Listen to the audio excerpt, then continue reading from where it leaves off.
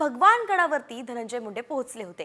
गेल्या 53 दिवसांपासून धनंजय मुंडेंवरती संकट आहे, मला टार्गेट केलं जात आहे असं ते म्हणाले। तर भगवानगड माझ्या पाठीशी असेल असं सुद्धा नामदेव शास्त्रींनी सांगितलं असल्याचं धनंजय मुंडे म्हणाले। तर नेमकं ते काय म्हणालेत आपण त्यांच्या शब्दात ऐकूया। ते करणं सुद्धा फार मोठी जबाबदारी त्यांनी या गड उभा मागे करण्याच्या पुढे जबाबदारी पण टाकलेली आहे। मुंडे आणि भगवानगड हे समीकरण फार जुनं आहे। ज्याच्या वेळेस सोलिकोप्यात मुंडे यांना संकट यायची त्यावेळेस तीच येत होते, इथून ते शंका होते। तुम्हाला काय वाटतं येणाऱ्या काळामध्ये संकट जे आलेलं आहे ते ढकलणं पुढे जायचं? एक लक्षात घ्या, हे संकट आज आलेलं नाही आहे। 53 दिवसापासून आपण पाहताय, आज 53वा दिवस आहे की ही इलेक्ट्रॉनिक मीडिया, सोशल मीडिया ह्या सगळ्या गोष्टी या ठिकाणी मला टार्गेट करून एक ट्रायल चालवलं जातंय, मीडिया ट्रायल ज्याला आपण बोलतो। आणि त्या मीडिया ट्रायलमध्ये कुठेही मी कधीही 3 महिन्यात या 53 दिवसामध्ये एक शब्द, एक अवाक्षर शब्द मी बोललेलो नाही आहे। त्यामुळं संकट 53 दिवसाचं होतं, या 53 दिवसात कधीही मला इथे येता आलं असतं। त्या भावनेतून नाही, पण भावना हीच होती की आपण मंत्री झालोय आणि आतापर्यंत गडावर आलो नाही, दर्शन आपलं झालं नाही या सगळ्या व्यापामुळं।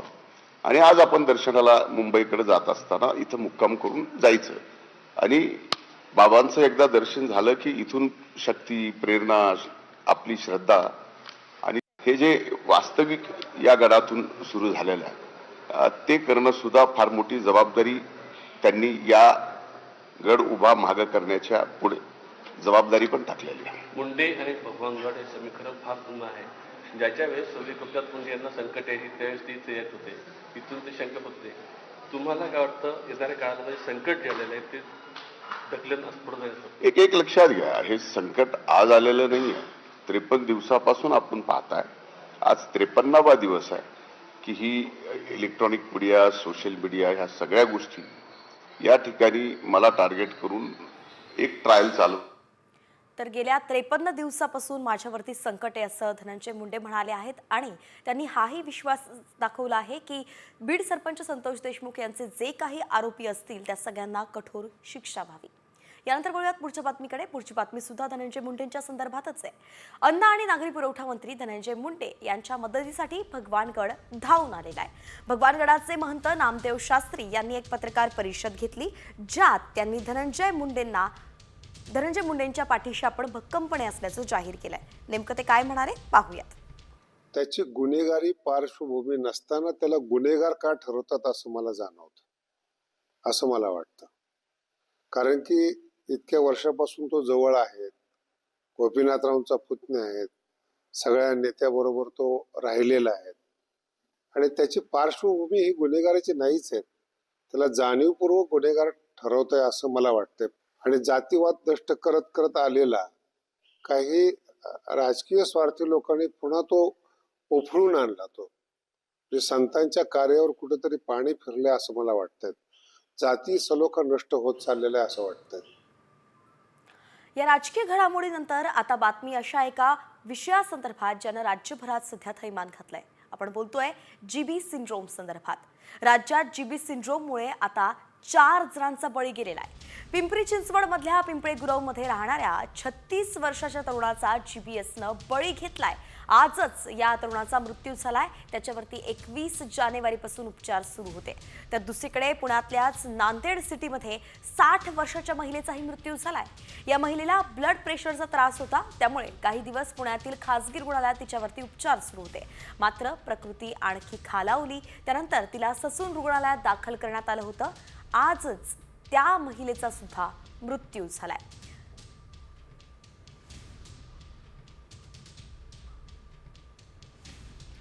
तर सोलापुरातील सीए असलेल्या 40 वर्षाच्या तरुणाचा जीबीएसनं पहिला बळी घेतला।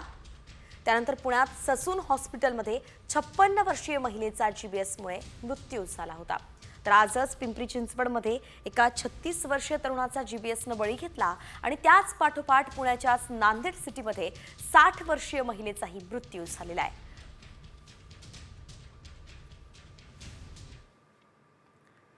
यानंतर महाकुंभमेळ्यातून एक मोठी बातमी समोर येतेय किन्नर आखाड्यानं मोठी कारवाई केलेली आहे। लक्ष्मी त्रिपाठी यांना महामंडलेश्वर पदावरून हटवण्यात आलेलं आहे। लवकरच नवे आचार्य महामंडलेश्वर घोषित करणार असल्याचं कळतंय। ममताला महामंडलेश्वर बनवणं आता लक्ष्मी त्रिपाठी यांना भोवल्याचं पाहायला मिळत आहे। काही दिवसांपूर्वीच अभिनेत्री जी आहे ममता कुलकर्णी हिने महाकुंभमेळ्यामध्ये संन्यास घेतला होता। किन्नर आखाड्यातच तिने दीक्षा घेतली होती आणि त्यावरून मोठा वादही निर्माण झाला होता। त्याचा परिणाम म्हणजे आता लक्ष्मी त्रिपाठी ज्यांनी तिला दीक्षा दिली होती, महामंडलेश्वर पदावरती ठेवलं होतं, त्यांनाच आता महामंडलेश्वर पदावरून हटवलं गेलंय। प्रमोद उगळे आपले प्रतिनिधी आपल्यासोबत जोडले गेले आहेत। प्रमोद, काय सांगाल, नेमकं काय घडतंय किन्नर आखाड्यात? किन्नर आखाड्यातून सर्वात मोठी बातमी समोर येते हे लक्ष्मी त्रिपाठीला किन्नर आखाड्याच्या महामंडलेश्वर पदावरून हटवण्याची कारवाई किन्नर आखाड्याकडून करण्यात आली आहे। गेल्या काही दिवसांपासून किन्नर आखाड्यात महामंडलेश्वर पदावरून वाद सुरू होता आणि त्यानंतर ही किन्नर आखाड्याने ही कारवाई करण्यात आली। अच्छा, धन्यवाद प्रमोद, आपण सविस्तर अपडेट दिली। आपण पाहतोय ही सध्या दृश्य महाकुंभ मेळ्यातली संपूर्ण दृश्य आहेत। सध्या लक्ष्मी त्रिपाठी यांच्यावरती मोठी कठोर अशी कारवाई करण्यात आली आहे। त्यांचं महामंडलेश्वर हे पद आता गेलं आहे। किन्नर आखाड्यानं मोठी कारवाई केली आहे।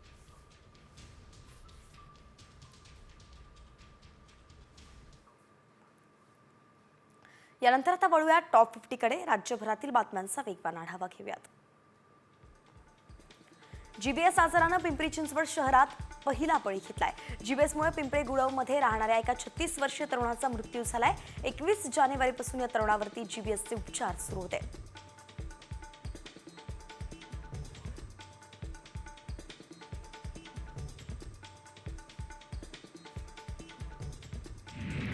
पुण्यात जीबी सिंड्रोमचा उद्रेक 9 जानेवारीपासून सुरू झाला। त्यानंतर आता 3 आठवड्यांनी आरोग्य विभागानं मार्गदर्शक सूचना जाहीर केल्या आहेत। सर्व जिल्ह्यांना या मार्गदर्शक सूचनांचं पालन करण्याचे निर्देश देण्यात आले।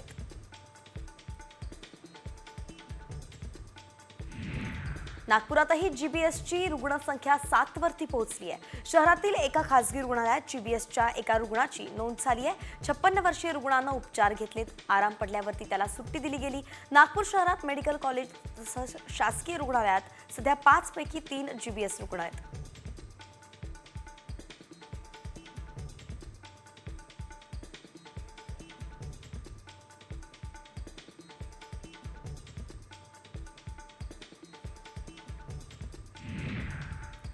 नागपुरातही जीबीएसची रुग्णसंख्या 7 वरती पोहोचली आहे। शहरातील एका खासगी रुग्णालयात जीबीएसच्या एका रुग्णाची नोंद झाली आहे।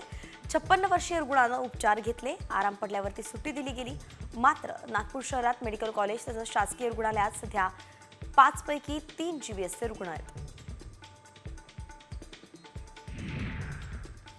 National payments corporation of India NPCLनं काही दिवसांपूर्वी आपल्या नियमांमध्ये मोठा बदल केलाय। या बदलानुसार आता UPI ID मध्ये कोणतेही स्पेशल कॅरेक्टर देता येणार नाहीये। या प्लॅटफॉर्मनं स्पष्ट केलंय की आता 1 फेब्रुवारी 2025 नंतर UPI ID आणि ट्रान्झॅक्शन ID मध्ये स्पेशल कॅरेक्टर्स असतील तर ते पेमेंट फेल होईल।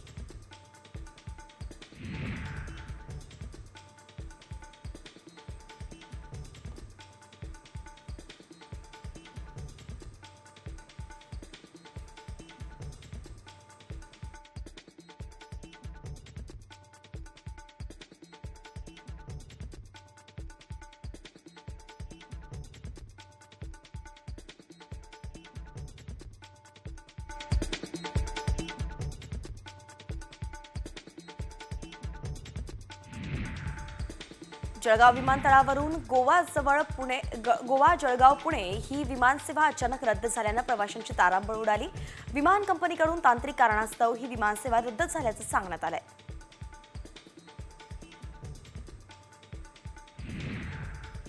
पुणे महापालिकेच्या मिळकत कराच्या थकबाकीचा डोंगर दरवर्षी वाढतोच आहे। प्रशासनाच्या माहितीनुसार शहरातील 6,45,937 मिळकत करांनी तब्बल 11,575 कोटी 93,06,000चा मिळकत कर थकवलाय।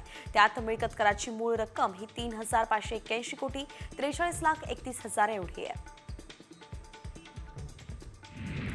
केंद्र सरकारनं सी हेवी मेलासिस पासून तयार होणाऱ्या इथेनॉलची किंमत आता प्रति लिटर ₹1.39 वाढवली आहे. नव्या निर्णयानुसार इथेनॉलची किंमत प्रति लिटर ₹57.98 इतकी निश्चित करण्यात आली आहे. तर या दरानं इथेनॉल उत्पादक तेल कंपन्यांना विक्री करू शकतील. ऑक्टोबर 2025 अखेरच्या वर्षासाठी या किमती लागू असतील. गेल्या वर्षीच्या तुलनेत यंदा मुंबई महानगर क्षेत्रातील घरांच्या किमती तब्बल 18% वाढल्या आहेत. त्यामुळे मुंबईत घर घेण्याचं स्वप्न पाहणाऱ्या नागरिकांना आर्थिक गणितं जुळवण्यासाठी तारेवरची कसरत करावी लागते.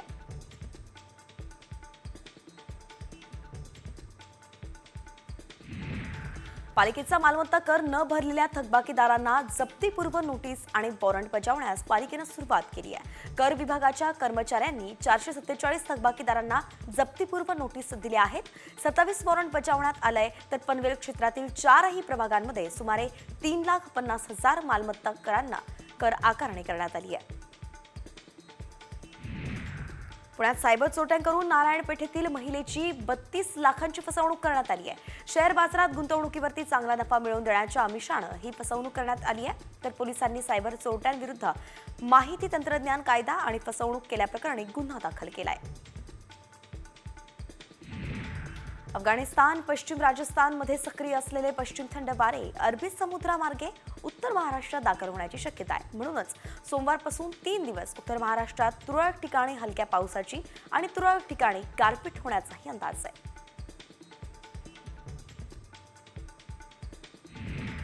मुंबईतील कमाल आणि किमान तापमानात काही अंशी घट झाल्यानं गारठा वाढलाय. मुंबईत अनुक्रमे 33 आणि 18 अंश सेल्सिअस कमाल आणि किमान तापमानाची नोंद झाली आहे. त्यात आणखी घट होण्याची शक्यता कुलाबा वेधशाळेनं वर्तवली आहे. नागपुरातील रिंग रोडवरती दुभाजकाच्या मध्ये असलेली अशोकाची झाडं विनापरवानगी कापण्यात आली आहेत. याच प्रकरणी पर्यावरण प्रेमींकडून राणा प्रतापनगर पोलीस स्टेशनमध्ये अज्ञात व्यक्तीविरोधात गुन्हा दाखल करण्यात आलाय. पोलीस आता पुढचा तपास करतायत.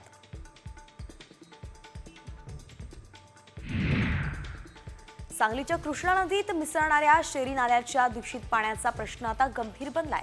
महापालिका क्षेत्रातील लाखो लिटर सांडपाणी थेट कृष्णा नदी पात्रात पुन्हा मिसळत आहे. त्यामुळे कृष्णा नदीचं प्रदूषण आणखी वाढतंय.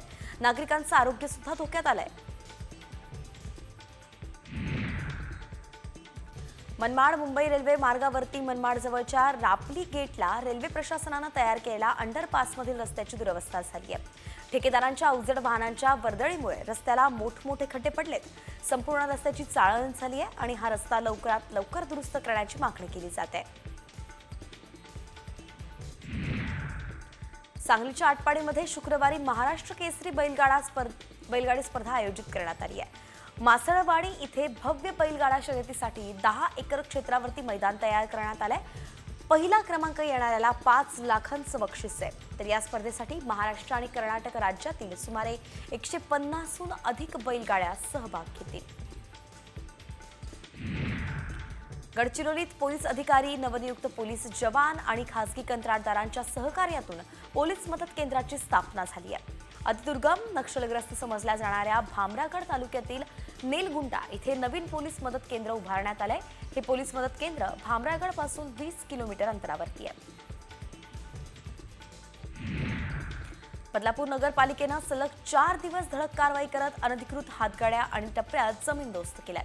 पालिकेच्या कारवाईचं नागरिकांमधून स्वागत होत आहे. बदलापूर शहरात गेल्या काही वर्षांत फेरीवाल्यांनी मोठ्या प्रमाणात अतिक्रमण केलंय. धाराशिव शहरातील अतिक्रमण हटवण्यासाठी बांधकाम विभागाच्या वतीनं अतिक्रमण हटाव मोहीम सुरू आहे. शहरातील मुख्य रस्ता असलेल्या आयुर्वेदिक महाविद्यालय ते अगदी तेरणा महाविद्यालय पर्यंतचं अतिक्रमण हटवण्याची मोहीम सुरू आहे. पहिल्याच दिवशी 200 अतिक्रमण हटवली गेली आहेत. कोल्हापुरातील म्हाकवे गावाच्या पश्चिमेला एका विहिरीवरील झाडाला सुगरणीचं खोप आहे. तिथे सुगरणीने चक्क 3 मजली असलेला खोपा विणलाय. शहरीकरण आणि वाढत्या लोकसंख्येमुळे शहरात टोलेजंग इमारती पाहायला मिळतात. त्यामुळे असाच पर्याय आम्ही शोधला असं पक्षी त्यांच्या कृतीतून सांगत असतील अशी प्रतिक्रिया आता समोर येते.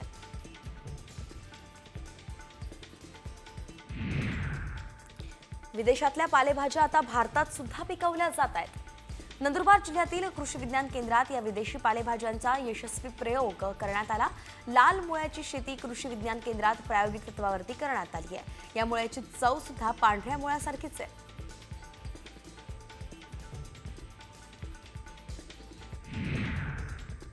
नैसर्गिक शेतीला प्रोत्साहन देण्यासाठी केंद्र शासनामार्फत राष्ट्रीय नैसर्गिक शेती मिशनला मान्यता देण्यात आली आहे।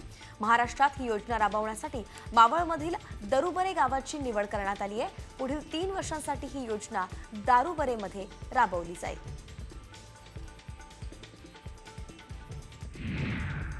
नांदेड जिल्ह्यात केळी उत्पादक शेतकऱ्यांना चांगले दिवस आलेत।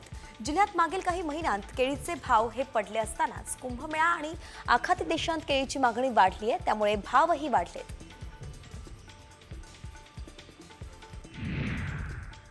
नांदेड जिल्ह्यात एकीकडे रब्बी हंगामात ज्वारी तूर पिकावरती रोगाचा प्रादुर्भाव झालाय, तर दुसरीकडे गव्हाचं पीक मात्र जोमात असल्याचं दिसतंय। जिल्ह्यात गहू पिकासाठी पोषक वातावरण आहे, परिणामी यावर्षी उत्पादन वाढण्याची शक्यता शेतकरी व्यक्त करतायत। नंदुरबार जिल्ह्यात पपई पिकावरती मोझॅक रोगाचा प्रादुर्भाव झालाय। ऐन पपई काढणीच्या तोंडावरती पपईवरती रोग आल्यानं आता शेतकऱ्यांसमोर संकट उभं ठाकलंय। यावर्षी पपईला विक्रमी असा दर मिळतोय, म्हणून शेतकऱ्यांमध्ये समाधान दिसून येत आहे।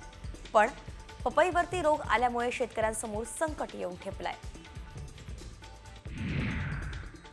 मावळच्या संत तुकाराम महाराज सहकारी साखर कारखान्याचा गळीत हंगाम हा 15 नोव्हेंबरपासून सुरू झालाय। त्यानंतर पुणे जिल्ह्यातील सर्वात जास्त साखर उत्पादन हे संत तुकाराम महाराज सहकारी साखर कारखान्यानं घेतलंय। 2,48,955 मेट्रिक टन ऊस हा गाळप झालाय। त्यातून 2,76,100 टन साखर उत्पादन घेण्यात आलं। सोयाबीन खरेदीची मुदत शुक्रवारी संपली होती, मात्र अनेक शेतकऱ्यांनी सोयाबीन खरेदी त्यांची राहिली होती। मुदतवाढीची मागणी आमदार अभिमन्यू पवारांनी मुख्यमंत्र्यांकडे केली आणि त्यानुसार मागणी मान्य करत सरकारनं 6 फेब्रुवारीपर्यंत सोयाबीन खरेदीला मुदतवाढ दिली आहे।